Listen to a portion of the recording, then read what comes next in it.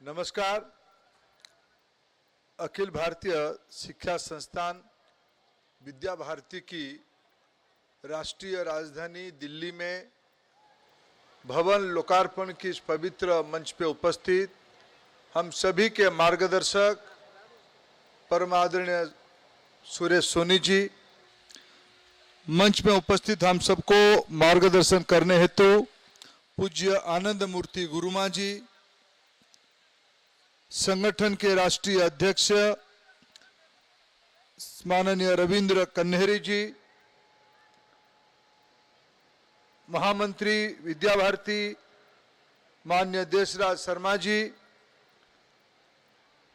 विद्या भारती की राष्ट्रीय संगठन मंत्री आदरणीय गोविंद भाई, सह संगठन मंत्री आदरणीय यतीन्द्र शर्मा जी, श्री राम अरवाकर जी, विद्या भारती उच्च शिक्षण संस्था की संगठन मंत्री आदरणीय रघुनंदन जी,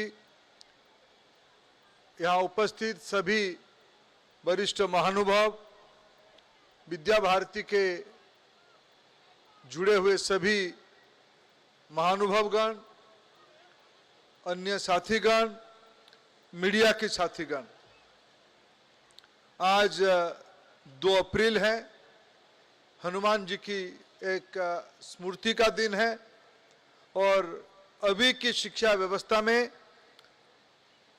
शिक्षा वर्ष भारत में 1 अप्रैल से शुरू होता है। संयोग से आज 2 अप्रैल है। एक प्रकार से शिक्षा वर्ष की प्रारंभ में विद्या भारती की इस मंच पे हम उपस्थित होके खुद को सौभाग्यशाली और गौरवान्वित महसूस कर रहे हैं। मित्रों, कोई भी सभ्य समाज की, कोई भी सांस्कृतिक समाज की जिसकी धरोहर बड़ा विशाल है, जिसकी जड़ अत्यंत गहरा है, जिसके कंधे पे विश्व कल्याण की दायित्व है, जिसको हम भारतीय विचार प्रवाह ही मानते हैं, और उस भारतीय विचार प्रवाह को पिछले कई दशकों में आजादी के उपरांत सही प्रोस्पेक्टिव में, सही दृष्टिकोण में विद्या भारती ने समाज के सामने रखते आए हुआ है। अभी देशराज जी विद्या भारती की व्यापकता के बारे में समझा रहे थे और मैं संयोग से पिछले 5 साल से शिक्षा विभाग के काम से जुड़ा हूं और मैं सदैव कोई भी विषय को निर्णय करो, इसकी एक बेस डॉक्यूमेंट की आवश्यकता होती है, एक बेस डाटा की आवश्यकता होती है, एक रेफरेंस पॉइंट की आवश्यकता होती है। मैं पिछले 5 साल में शिक्षा में कई विषयों में, पाठ्य पुस्तक से लेके, पढ़ाई के माध्यम से लेके, भाषा से लेके, कौशल्य विकास तक एक सफल रेफरेंस पॉइंट विद्या भारती को ही माना है। मैं विद्या भारती के आंकड़े को अगर याद करता हूं, आज हमारी देश में 25 करोड़ स्कूल जाने वाले विद्यार्थी है। विद्या भारती में लगभग 33 से 35 लाख विद्यार्थी के रूप में आ रहे हैं। देश में 1 करोड़ टीचर है, शिक्षक है। विद्या भारती में 1.5 लाख टीचर है। देश में 14 लाख स्कूल से, सरकारी और गैर सरकारी मिला के विद्या भारती में लगभग 12-13 हजार स्कूल है। ये कहने का अर्थ है विद्या भारती समाज में 1% की सफल प्रयोग किया है। मेरे दृष्टि से 1% एक अमृत की कणिका के रूप में शिक्षा की मानक कैसे होनी चाहिए, शिक्षा की आउटकम कैसे होनी चाहिए, शिक्षा की कॉम्पिटेंसी कैसे होनी चाहिए, पढ़ाने की तरीका क्या होनी चाहिए, संस्कार क्या होनी चाहिए, इसकी एक सफल प्रयोग पिछले कई दशकों ने विद्या भारती ने किया है। उसकी आगे जाते हुए आज प्रधानमंत्री नरेंद्र मोदी जी के नेतृत्व में भारत सरकार राष्ट्रीय शिक्षा नीति 2020 को क्रियान्वयन कर रहा है। इसकी प्रेरणा कहां से मिली? मैं निसंदेह दायित्व के साथ कह सकता हूं, विद्या भारती राष्ट्रीय शिक्षा नीति की एक प्रकार से प्रेरक है। ये एक सफल प्रयोग की एक सामाजिक एक्सटेंशन है। एक एक विषय को विद्या भारती की पठन पाठन की विषय अलग के अलावा विद्या भारती की जो संस्कार है, विद्या भारती की जो कौशल विकास की प्रयोग है, आज राष्ट्रीय पाठ्यक्रम में उसको अंश किया गया है। विद्या भारती एनसीईआरटी हो या एससीईआरटी हो, इसकी पाठ्यक्रम को तो पढ़ाती है, लेकिन उसके ऊपर भी पढ़ाती, प्लस पढ़ाती है। इसी को आगे लेते हुए एनईपी ने कहा है कि 10 दिन बैगलेस स्कूल डेज होगी। विद्या भारती की प्रारंभ की व्यवस्था में ही बैगलेस स्कूल डेज की परंपरा बनी हुई है। अनौपचारिक तरीके से शिक्षा को ग्रहण करना, शिक्षा प्रदान करना, इस सफल प्रयोग को आज भारत सरकार नीति के रूप में परिवर्तित कर रही है। शिक्षकों की निरंतर प्रशिक्षण, ऐसे सरकार में भी व्यवस्था है, डाइट देश की सभी जिलाओं में है, लेकिन ये एक जड़ सी अवस्था में थी, एक परंपरागत चीजों में थी। थोड़ा बहुत तो सक्रियता एक आधा जिला में होती होगी तो होती होगी, लेकिन आज राष्ट्रीय शिक्षा नीति की क्रियान्वयन में शिक्षकों की निरंतर प्रशिक्षण, व्यक्तित्व विकास के लिए, नए विषय को जानने के लिए, नए तरीके को अपनाने के लिए, टेक्नोलॉजी को अपनाने के लिए शिक्षकों के निरंतर प्रशिक्षण विद्या भारती की प्रारंभ से एक प्रयोग रहा है। इसी को आज राष्ट्रीय शिक्षा नीति में डाइट के माध्यम से हम सभी जिलों में सेंटर ऑफ एक्सीलेंस के माध्यम से इसको क्रियान्वयन कर रहे हैं। विद्या भारती शिक्षा नीति से व्यापक है। हमने प्रारंभिक अवस्था में यह आग्रह किया, अभी आदरणीय गुरुमा जी ने कहा मैं धर्मेंद्र स्पेनिश में भी बोल सकता हूं, और मेरे को स्पेनिश किसी ने सिखाया नहीं। मैंने पूछा माता जी आपने सीखे कैसे? बोले कि मैं संस्कृत जानता हूं। मैं संस्कृत जानता हूं, यानी भारत की मातृभाषाओं में संस्कृत सबसे गहरा और सबसे मजबूत मातृभाषा है, व्यापक मातृभाषा है। मैं संस्कृत जानता हूं, इसलिए मेरे को स्पेनिश को समझने में, बोलने में, प्रवचन करने में कोई दिक्कत नहीं है। यही माता जी का अनुभव से वो कह रहे हैं। इसी को विद्या भारती ने अपने अपने इलाका में जो जो राज्य में विद्या भारती की काम हो रहा है, उस प्रदेश की राज्य भाषा, मातृभाषा हिंदी, संस्कृत तथा इंग्लिश विद्या भारती की स्कूल्स में प्रारंभिक अवस्था में 1 से 5 शिक्षा नीति कहती है 2 भाषा में पढ़ाई हो, मातृभाषा और एक भाषा। हिंदी हो सकता है, संस्कृत हो सकता है, इंग्लिश हो सकता है, मराठी हो सकता है, कहीं जगह पे बंगाली हो सकता है।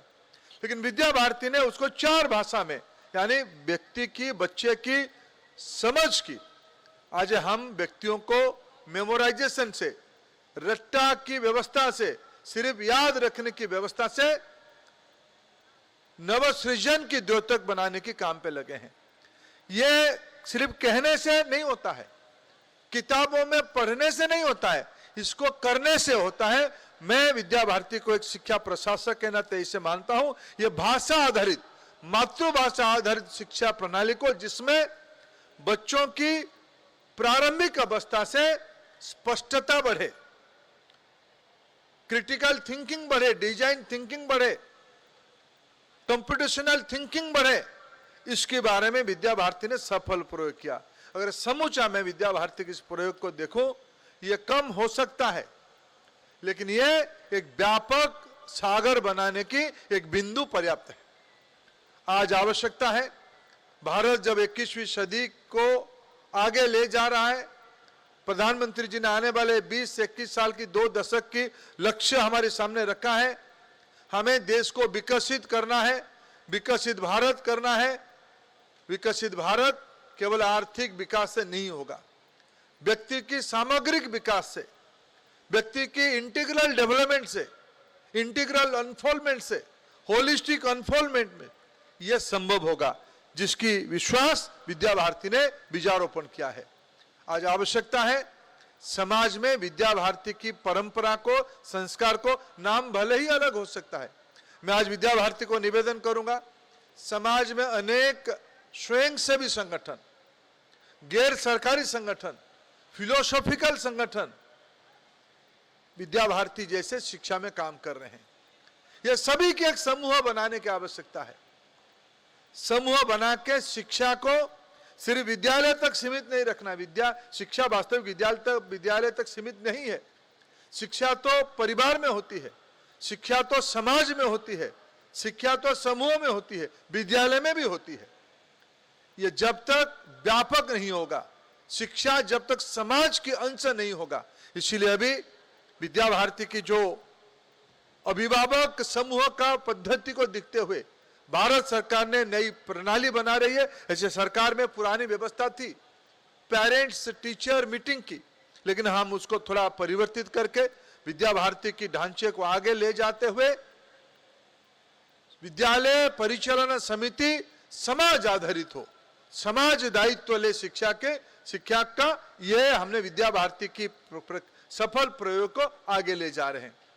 मित्रों, मेरे को बताया गया विद्या भारती भी टेक्नोलॉजी में खुद को, अभी कहा जा रहा था टीवी चैनल होगा, मेरे ख्याल से आज टीवी चैनल से ज्यादा डिजिटल कंटेंट की आवश्यकता है। मैं जब कार्यालय का लोकार्पण अवसर में उपस्थित था, इस कार्यालय में क्या क्या होगा जब मेरे को बताया गया, मेरे को बहुत प्रसन्न हुआ। यहाँ स्टूडियो बनेगा, आज बहुत कमर्शियल एडुटेक काम कर रहा है, फ्री वेस्ट एडुटेक काम कर रहा है।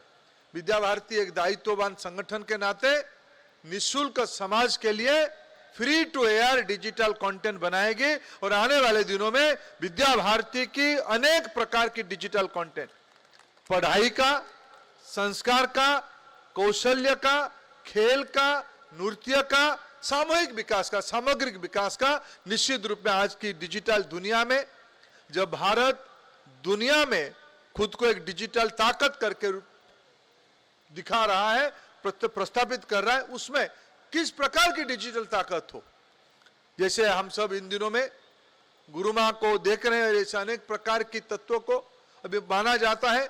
अगर दूरदर्शन सही समय में टीवी रामायण महाभारत को ना दिखाता, शायद नई पीढ़ी में उसके ज्ञान प्रवाह का एक प्रसंग आता, कैसे पहुंचता। आज समय आवश्यकता है विद्या भारती केवल अपने 33,000 विद्यार्थी या 51,000, 51 लाख, 33 लाख अभी के विद्यार्थी और 30-35 लाख पूर्व विद्यार्थी तक सीमित ना रहे। विद्या भारती की विश्वसनीयता समाज में अनेक है। अनुमान की जैसा आपकी प्रारूप, आपका स्वभाव भी है, आपको मालूम नहीं है आप कौन हो। आज समाज में विद्या भारती एक प्रखर जीवंत सफल प्रयोग है। इसको आने वाले दिनों में और प्रभावशाली किया जाए।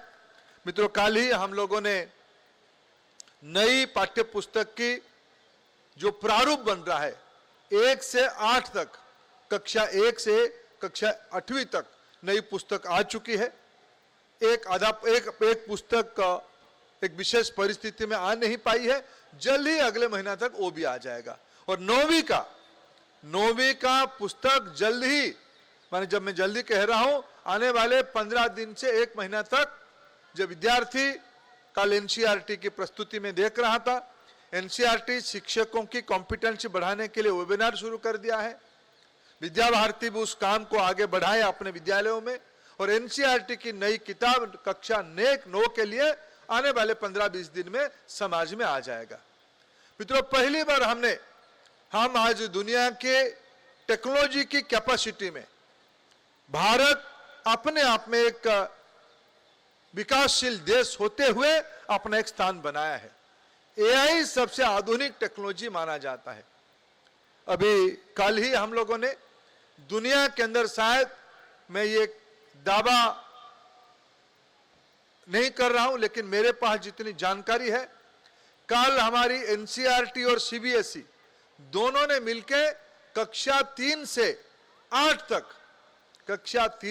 तक कंप्यूटेशनल थिंकिंग यानी कंप्यूटर के बारे में और एआई के बारे में ज्ञान व्यवस्था के लिए, क्या एआई यानी क्या है, एआई की लाभ क्या है, एआई की संभावनाएं क्या है, कंप्यूटेशनल थिंकिंग हमको कहां तक ले जाएगी। जब हम क्वांटम कंप्यूटर की बात करते हैं कि हम अपने स्कूली विद्यार्थी को उसमें जोड़ेंगे कि नहीं जोड़ेंगे, नए नए उपक्रम में हम जोड़ेंगे कि नहीं जोड़ेंगे, इसके काम शिक्षा विभाग ने शुरू कर दिया। कल ही हम लोगों ने 3 से 8 तक नई पाठ्य पुस्तक लोकार्पित किया है। मैं इसलिए एनसीईआरटी और सीबीएसई को बधाई भी कल दिया है। और कल हमने योजना बनाई है 9वीं में पहली बार 50 घंटे की लर्निंग आउटकम के साथ एआई की नई पाठ्य पुस्तक लाया जाएगा, जिसमें हमारा आने वाले दिनों में भारत के विद्यार्थी दक्षता में दुनिया की अन्य देशों की तुलना में आगे रहेगा। और मेरे पास जितनी जानकारी है, भारत की कोर्स करिकुलम दुनिया की सबसे बेहतरीन करिकुलम बन रहा है, जो कल हमने लोकार्पित किया। आज एआई को पूछो तो वही बता देता है चाइना में क्या है, अमेरिका में किसका प्रिपेयर्डनेस क्या है, स्कैंडिनेवियन कंट्री में प्रिपेयर्डनेस क्या है, सिंगापुर में क्या प्रिपेयर्डनेस है। किसी ने सुबह मेरे को आज इसके एक तुलनात्मक नोट भेजा है, उसी को मैं कोट करके कहता हूं, भारत की एआई की प्रस्तुतिकरण दुनिया के अन्य देशों की तुलना में ज्यादा है। मित्रों, एनईपी के तहत पहली बार खेल को जोड़ दिया गया है, नृत्य को जोड़ दिया गया है, संगीत को जोड़ दिया गया है, स्किल डेवलपमेंट को जोड़ दिया गया है। यह सब आने वाले दिनों में विषय बनेगा। विद्या भारती जो प्रयोग को अभी तक करके आ रही है, उसको आने वाले दिनों में अभिभावक सम्मेलन से लेके, गृह संपर्क से लेके, स्कूलों में फॉर्मल और इनफॉर्मल तरीके से जो संस्कार हम लाते हैं, इसी को समाज की एक मानक करके हम प्रतिष्ठा करें। मैं इसीलिए विद्या भारती का शिक्षा विभाग की ओर से आभार प्रकट करना चाहता हूं। विद्या भारती हमारा लिए एक रेफरेंस पॉइंट रहे, इसीलिए हम आगे बढ़ पा रहे हैं। मैं खुद को सौभाग्यशाली महसूस कर रहा हूं, विद्या भारती की राष्ट्रीय राजधानी की इस विशाल शोध संस्था में खुद को शामिल करने में। यह संस्था आने वाले दिनों में 21वीं सदी में भारत की नई पीढ़ी को तैयार करने में एक मंदिर, राम मंदिर जैसे हमारे लिए महत्वपूर्ण है। ऐसे विद्या भारती के प्रयोग मंदिर उतना ही महत्वपूर्ण काम करे। अनेक अनेक शुभेच्छा। भारत माता की जय।